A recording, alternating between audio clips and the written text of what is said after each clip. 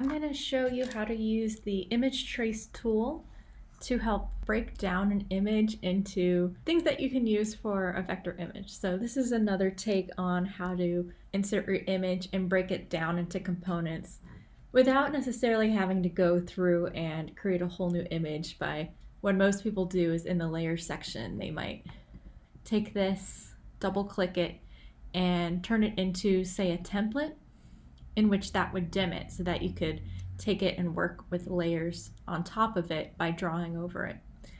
Sometimes I don't even check the template.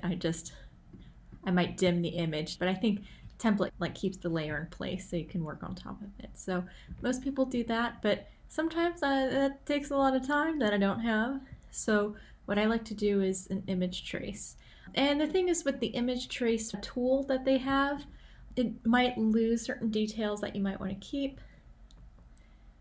So the thing is, if I'm just entering here and I click on my layer, if I go up to image trace, I guess this is left over from something. I could say expand, but that doesn't give me a lot of control. So and that is under the object menu. What I do is I usually go to the window section and go to the image trace window, which gives me a lot more options for tracing the image. So then once I have the image trace open, okay, that's not what I want. Go back. Okay, so from the image trace window, sometimes it'll automatically be on like black and white. So that's my original image, and if the preview isn't turned on, click that box. You can make adjustments. You can increase the noise, decrease the noise. You can increase how many paths. The lower the paths, usually the smaller the document size, if that is of concern. You can increase and decrease corners. What I also like to do is ignore white for the purposes of the prints that I know I'm going to be making prints on a white background, or I can add in white later if I need that. So I usually just click ignore white. Now, while this original image was in grayscale, I actually don't want to use the grayscale, because as much as you use grayscale, so if here just to show you before I expand this, it'll let you kind of play around with the amount of grays, but I want to show something once this loads. I have too many things going on. So you can kind of play around with how many grays there are. Like I could have a lot more, but even if I set it all the way down to 0, if you look down here, there's like 178 colors, which is 178 grays, and that's more than I want to contend with right now. So what I'm going to do is go to color, give that a second to load. And it only lets you kind of break down an image into 30 colors or so. So if you have something that has an infinite range of colors, that might not be so good. But I like this because if I am trying to simplify something to like just a few layers for a print, I can play around with this. So that's 30. 2 colors does include white as a color. So if I do that, it's just black and white. That's not what I want. So I'm going to try 3 colors. Yeah, so I can like play around with the noise, the number of corners to get it closer to maybe something I might like. I might increase the paths. I could increase the noise a little bit. Oh, I don't like that. Okay, I'm going to lower the noise. Okay, I'm just going to move forward.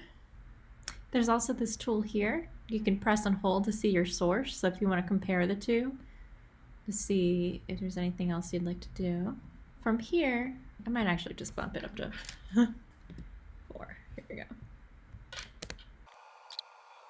So once you kind of like how that looks, go back to the object menu and hit expand. And so now everything's expanded into like vector shapes.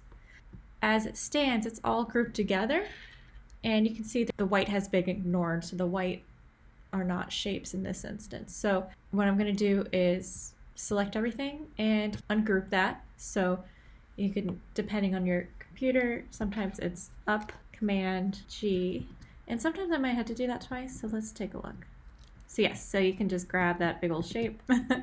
So the next thing I want to do is group each color, and I might put each color in a separate layer. Sometimes that makes it easier for me. And so I'm going to do light mid-tone,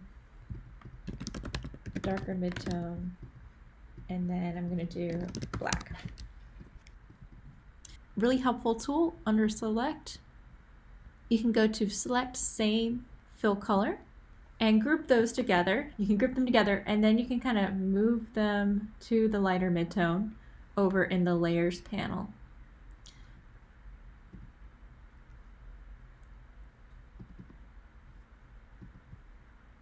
You can also add this color as a swatch, and you can turn it into a spot color, so its own color, and you can name it whatever you'd like. So that's the RGB code. Should probably be working in CMYK, so I'm just gonna name it light mid gray. And you can see there's a spot color here. This will make a little more sense later when you go to export the file. So let me go ahead and do that for my darker midtone. So go to select, same, fill color, group it together, then move that into its own layer. And then finally with black, I'm gonna select object, select, same, fill color, group that together, and then click and drag it up into its own layer over here. So then I can turn on and off different layers as needed.